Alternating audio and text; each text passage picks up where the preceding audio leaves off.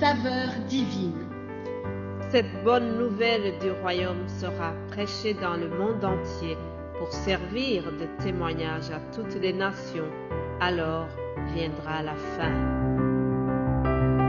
Ce pain céleste vous est présenté par Immaculée Niraneza.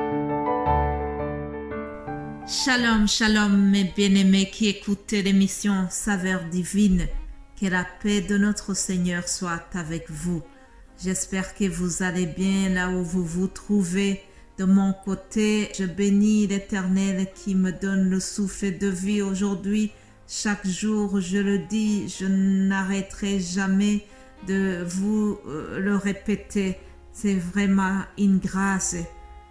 C'est un privilège de se réveiller. Lorsqu'on va dormir, c'est normal, mais lorsqu'on se réveille, c'est un miracle. Alléluia. Je bénis Dieu qui nous donne encore ce nouveau jour. Nous arrivons presque à la fin de cette semaine et comme vous le savez, pendant ces quelques jours, nous avons parlé, je vous ai enseigné, j'ai médité avec vous la notion d'humilité, l'humilité. Depuis mardi, nous sommes en train de voir cette notion et j'espère que vous êtes vraiment bénis par ce que je vous partage. En tout cas, je remercie les frères et sœurs qui m'ont déjà encouragé à ce sujet. Vos commentaires, vos encouragements sont toujours les bienvenus.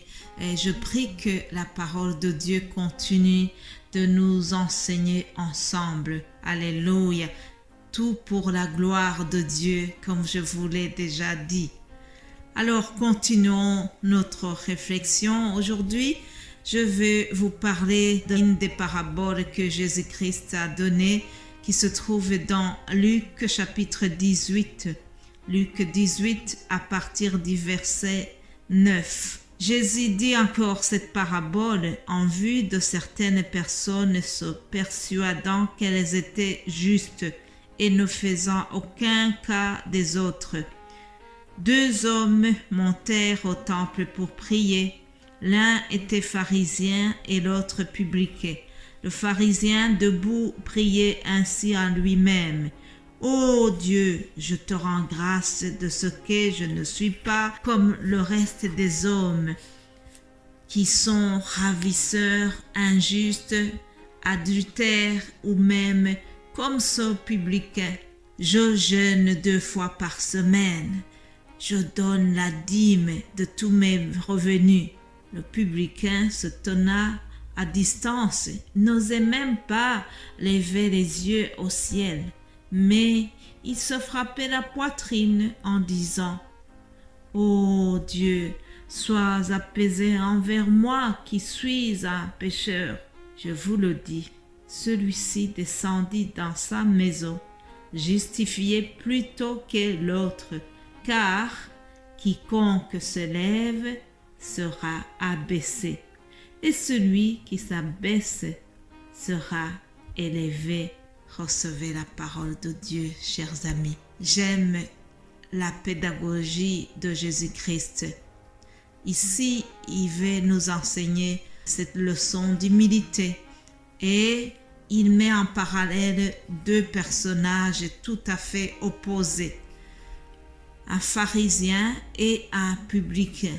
Dans la société, ici, à l'époque où Jésus donne la parabole, un pharisien, c'était quelqu'un de très respectueux, c'était quelqu'un qui représente la religion et donc c'était un homme qui, vis-à-vis des hommes, est spirituel, qui est censé de maîtriser la loi et celui-là donc se croit vraiment juste devant Dieu.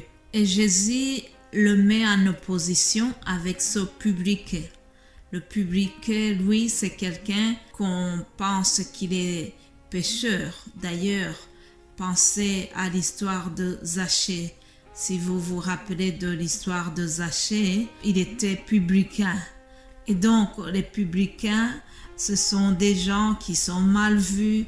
On pense qu'ils sont corrompus. C'est des gens qui ont détourné l'argent du peuple.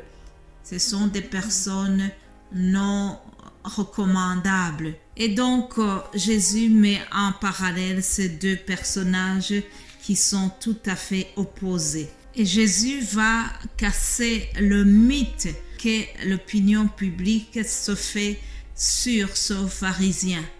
Jésus va démontrer que même si on pense que ce pharisien, c'est quelqu'un qui est doué d'instruction, c'est quelqu'un qui respecte la loi de Dieu, il est rempli d'orgueil et il est différent de ce que les gens pensent de lui. Qu'est-ce qui nous montre que ce pharisien est rempli d'orgueil? Premièrement, il est en train de juger les autres.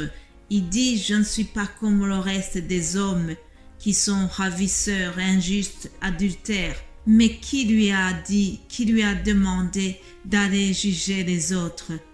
Seul Dieu peut nous juger.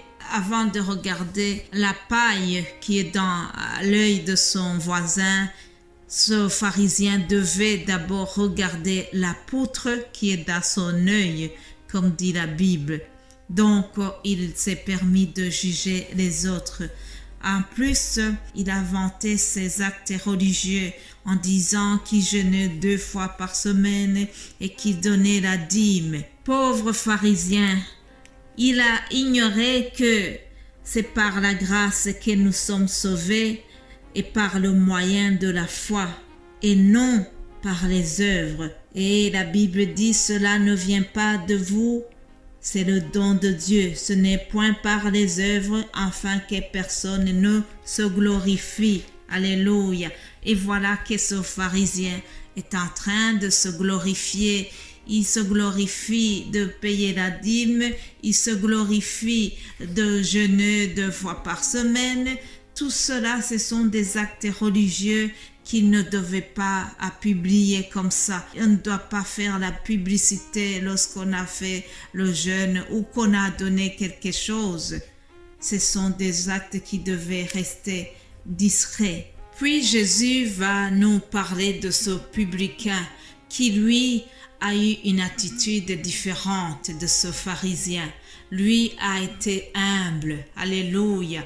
Et la Bible nous dit qu'il a reconnu ses péchés, il s'est tenu à distance, il n'osait même pas lever les yeux au ciel.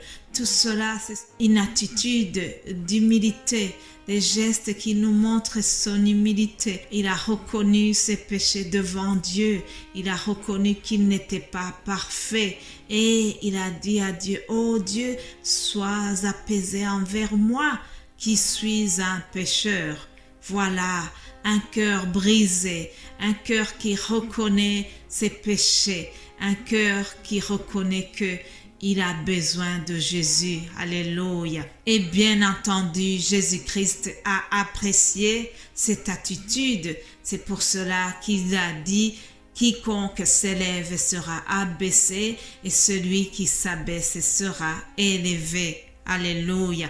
Que Dieu nous donne l'humilité. C'est vraiment quelque chose dont nous avons besoin de ces deux personnages.